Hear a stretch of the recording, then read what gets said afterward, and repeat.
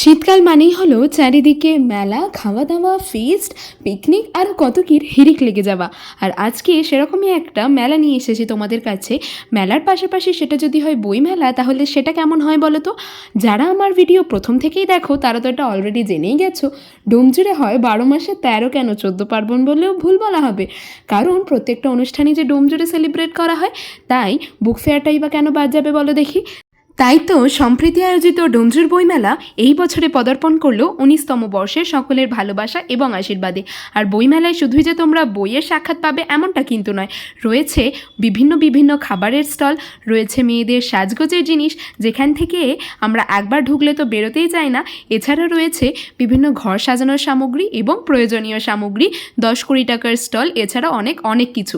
এরকমই মেলার যদি সাক্ষী তোমরা হতে চাও, চলে এসো ডোমজুড়ে, দেখা হবে খুব তাড়াতাড়ি। আর এই ভিডিওটা কেমন লাগলো কমেন্ট করে জানাতে পারো। যদি এরকমই ভিডিও আরও দেখতে চাও, চ্যানেলটাকে সাবস্ক্রাইব করে যাও। তো দেখা হচ্ছে নেক্সট কোনো মিনি ব্লগে। Bye bye.